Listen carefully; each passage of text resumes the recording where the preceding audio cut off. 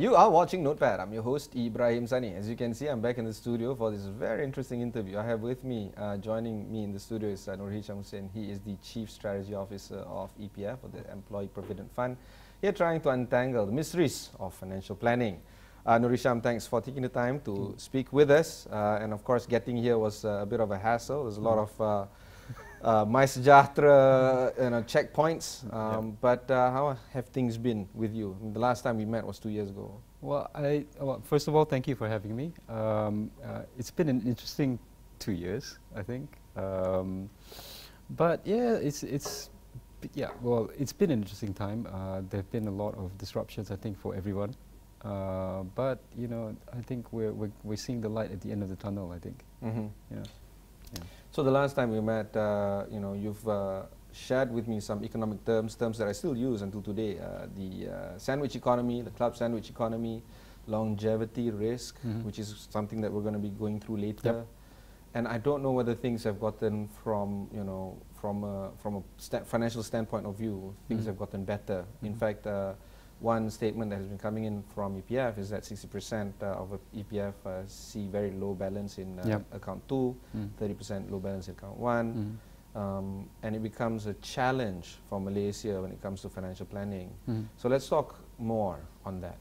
Yeah, I think, well, obviously with COVID,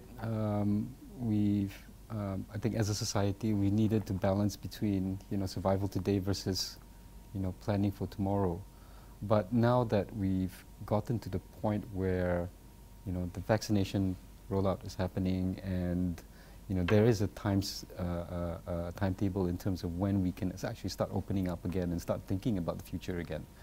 So at this point, it's really making an assessment of where we are versus where we want to be, and really discussing what policies, what levers that we can use to actually, recover what we've lost, I think, as a society, but also in terms of, what kind of reforms are needed to actually achieve the kind of, retirement for all Malaysians that is, both meaningful and productive, as well as, that they have enough income to survive.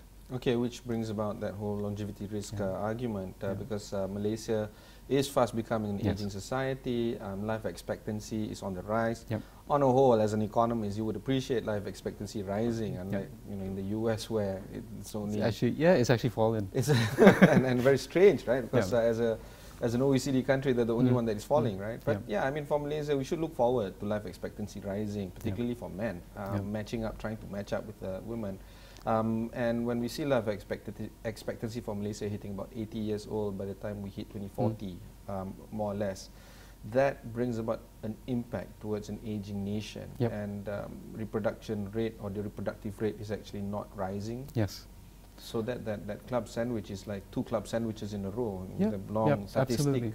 And one of the unusual things about COVID is that you'd expect people working from home. You're forced into intimacy and all that, and you'd expect there to be more babies down the road.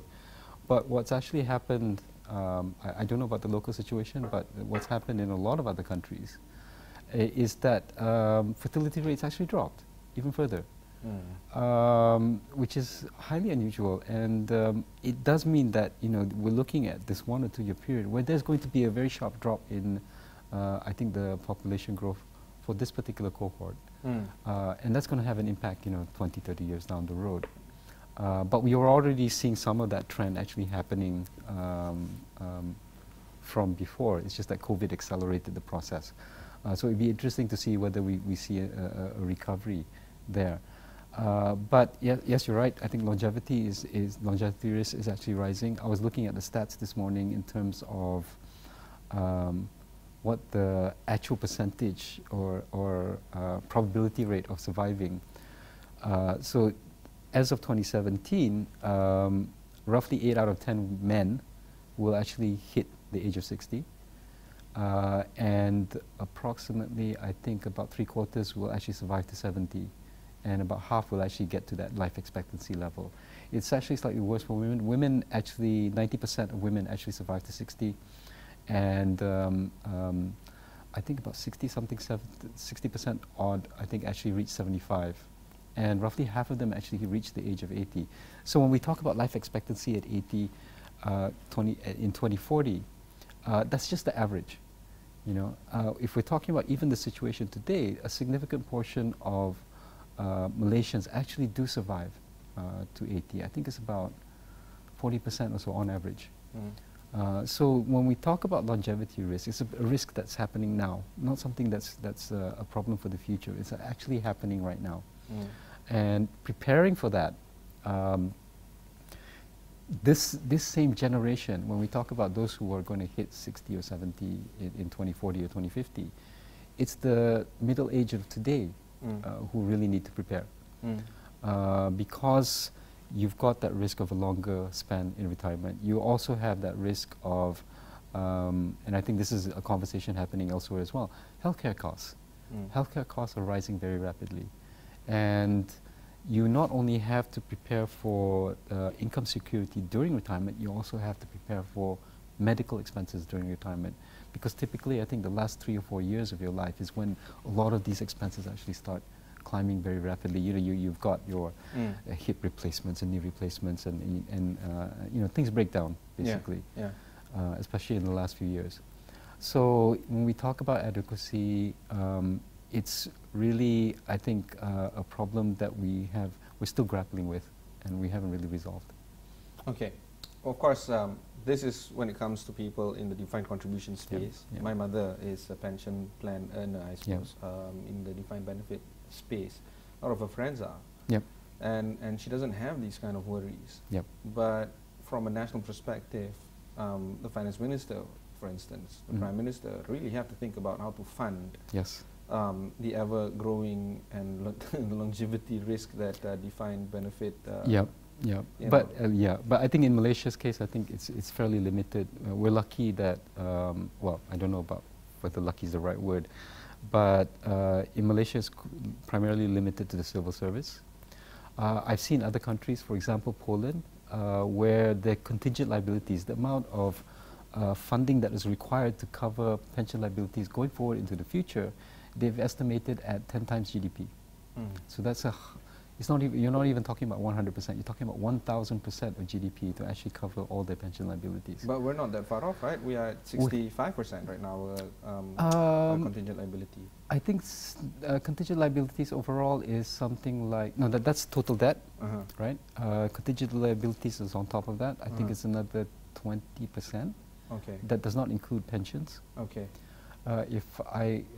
Pensions is another 20-odd%, I think. Okay. So it's not as bad of a problem as they've seen in Europe, but it is still something that I think the government will need to have a serious look at.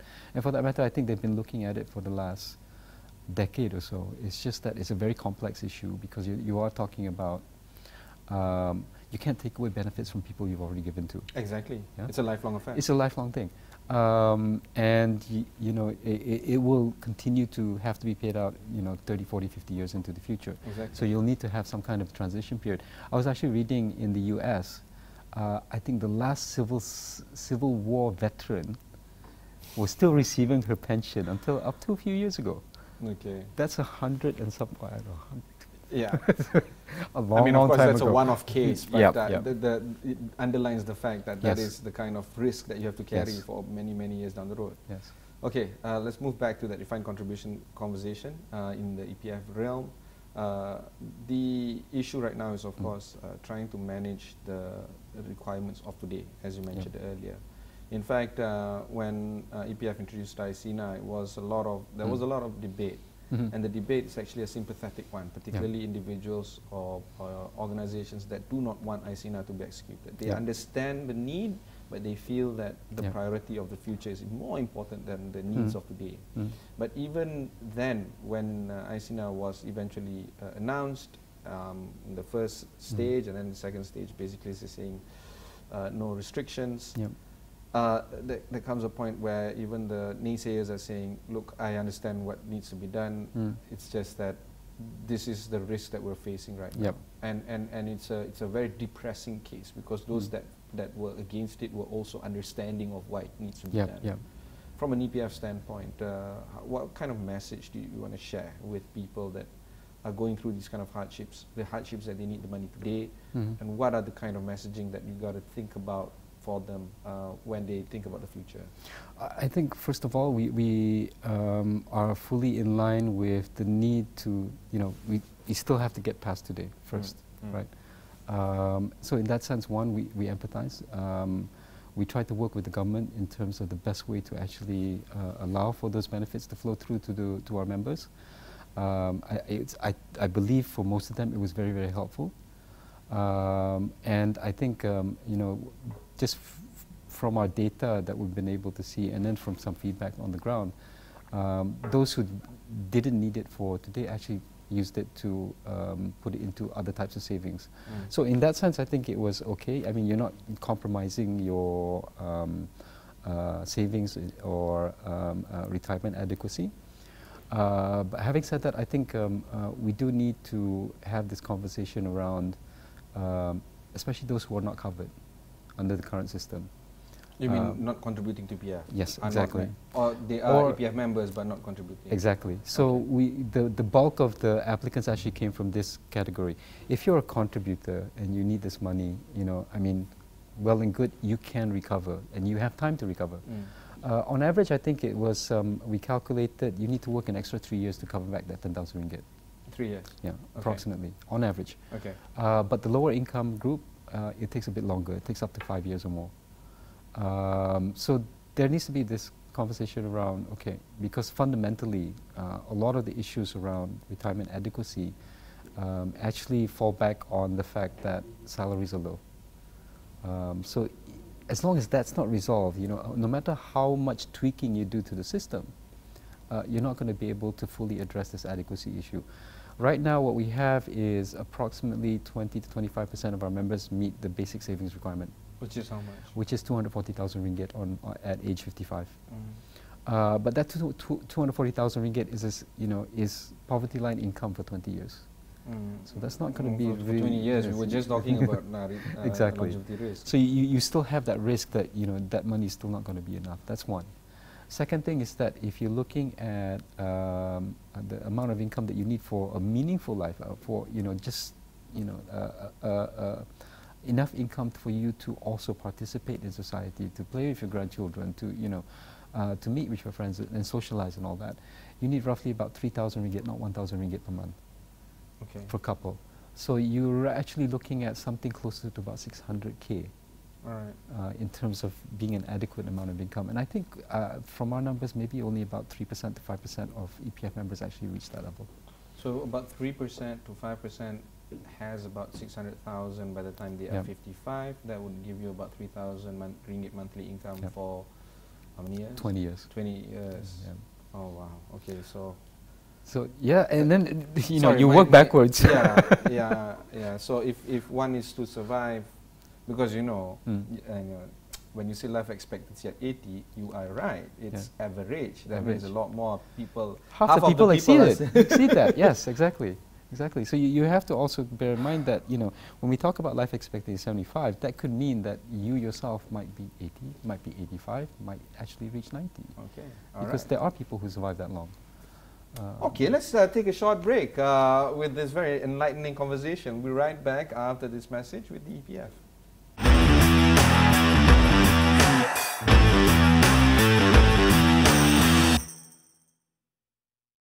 Welcome back. I have with me Nurhisham Hussein, the Chief Strategy Officer of EPF.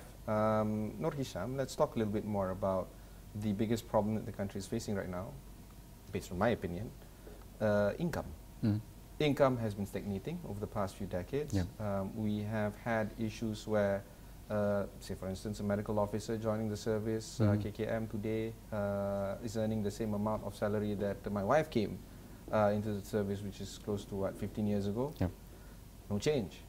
And with inflation, with the rising cost of things, the ringgit value is actually lower. And that's just one profession. We can go on with all the other professions out there. The problem is a big one to be mulled over. How do we approach this then? I don't know how. I I don't even know how to ask the question. Really. Right. I know. I got asked. I remember being asked the same question by Pemandu in 2011, and I don't think we ever came up with a good answer. But I think that we have to be a bit granular and really dig deep into what the situation actually is. When we talk about stagnant incomes, based on EPF data, it is the stagnation is happening in the middle of the distribution. So you're talking about the top end, growth is fine. Income growth is fine, and it's quite high. You know, you're talking about, I think the top 20% within the EPF distribution is about 4,500 ringgit. I mean, you can live on 4,500. You can save as well. At the bottom of the distribution, you're talking about the bottom 20% or so, growth is quite good. I mean, you 10, 15, 20% even, especially with the minimum wage coming in. So the people at the bottom are seeing improvement, the people at the top are seeing improvement. What's happening is that the middle is not moving. And we really need to go in and dig deep into figuring out why. Can I ask, what is the range for the middle? The median, I think, for EPF is roughly 2,000, 2,200 ringgit per month. Okay, so that's the middle. That's the middle. Okay, that's the middle. All right. So, and that's really what the anecdotal evidence is telling us as well. You know, it's people around 1,500 ringgit, around 2,000 ringgit, around 2,500 to 3,000 ringgit, where growth isn't happening, right? Where you come in, you get stuck at that kind of salary level for 5 or 10 years or whatever. And, you know, new entrants into the market are coming in at roughly the same level as well. So we're really talking about fresh graduates. We're talking about those people who come in with maybe a little bit of technical education after SPM, right? And that's where people are getting stuck. Okay. Yeah. I think that there are different stories that you can connect to in different sectors, but you know, really there needs to be a whole lot of research into figuring out why. We know also that, you know, the flip side of it, of course, is that the people who employ people in this category, the productivity level of companies in that area are also quite low. So the companies themselves can't afford to pay higher salaries. So again, that's something that we need to go in and discover why.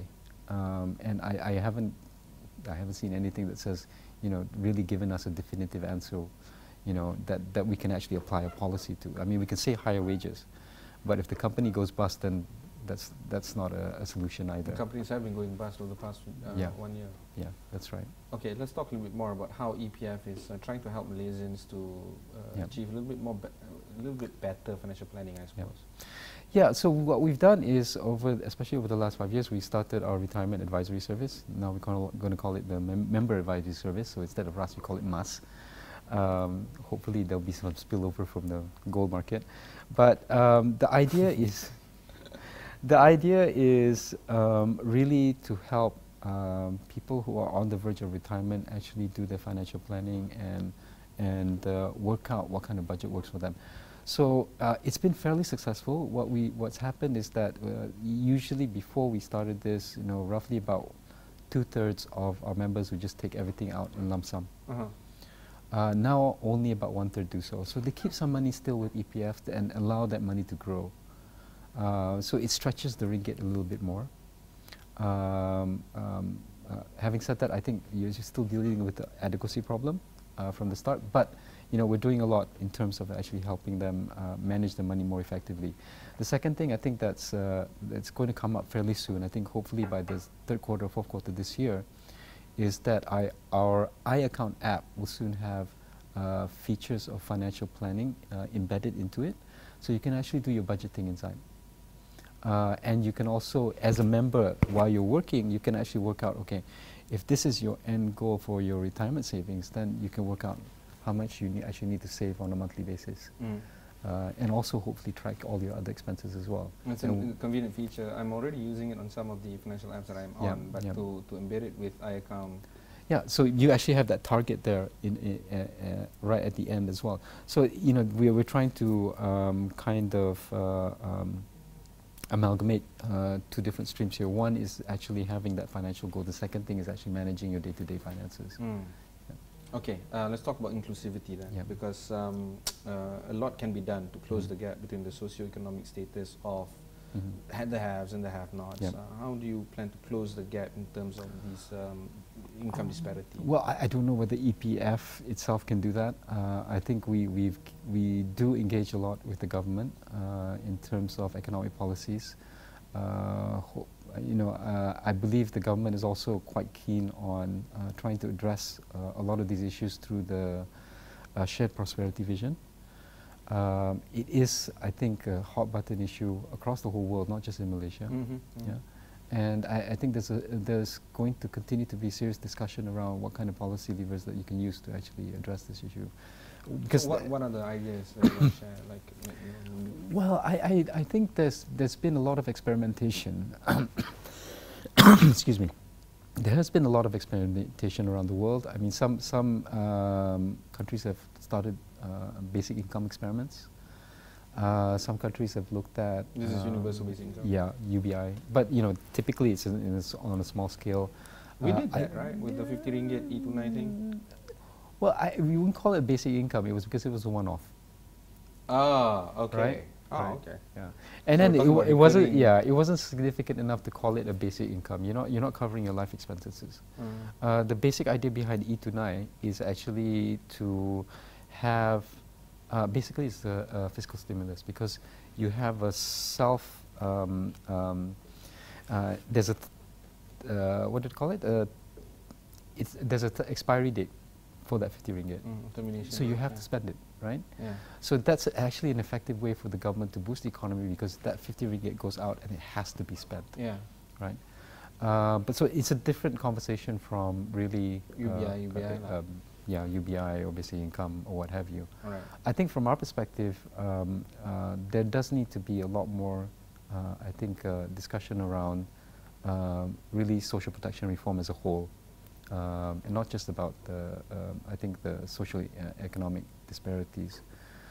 So again, that's also an ongoing engagement we're having with the government, and as well as with a lot of other agencies as well, because we do know that post-COVID, there needs to be serious reform of the entire system, not just on the retirement side, but also on the healthcare side, because we, despite the fact that our healthcare system has been really fantastic in terms of addressing the issues around COVID.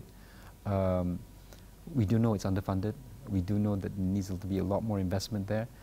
We do need to actually put in more resources to address some of these issues going forward. We need to get a handle on medical inflation as well. Yeah. Which is, as a cluster, the highest growing inflation. Yes. Category, yeah. Two sectors that sort of is gaining ground here, of course, is the rubber glove sector. But another one is the gig sector. Yep. We're seeing a lot more Malaysians entering the gig market, and even before the pandemic, but now a lot more entering that space. How do you think that gig workers can prepare themselves better when it comes to planning for their retirement as well? I think what we've done is that we've been in constant talks with quite a few of the platform players over the past year. Rather surprising to me, at least, was that a lot of the workers on gig platforms are quite keen to save for their retirement. So we're trying to look for ways to help them achieve that. We do have a voluntary program at the moment where people can just come in and save with EPF. There's a cap of about 60,000 ringgit a year. This is ad hoc? Yeah, this is ad hoc. But we're also working with some of the platforms to actually have not to the level of the 11% that applies to normal employees, but we're looking at maybe about 4 or 5% or something, which they can cut straight from their income that they get from the platforms. Because every little bit helps. I think. So there are, hopefully we'll have a program by the end of the year as well, where it's an auto-enrollment feature, where you're just enrolled, and then you can just save anytime you want. And this is already in place? It's going to be, I believe. I think the system itself will be ready by the middle of the year. Okay. Yeah. And if people want to learn more about these programs that they roll out, you Yeah. guys are rolling out, where do they go and find more information about this? I think quite a lot of information is available through the website, as well as our app through iAccount. I think in terms of really raising awareness about these issues, I think we're planning campaigns for the rest of the year. We're also working with the Financial Education Network, which is chaired by Bedegara and the Securities Commission, which is really aimed at raising financial literacy and awareness among all Malaysians. So that's, I think we just saw the action plan tabled. There should be an announcement soon, but we saw the action plan tabled yesterday. So hopefully that will be really rolled out over the course of the next couple of years. So I think it's a concerted effort across a lot of different agencies to actually raise awareness about these issues, as well as help Malaysians plan for their future. All right, fantastic. That was our conversation with Nurhisham Hussein, the Chief Strategy Officer of EPF. As you have heard from the man himself, there's more information that can be gotten from their website as well as the iAccount app. It's a really useful app, actually. So I would urge you guys to check the application out. Until then, that's it for this particular episode. Catch you in the next one.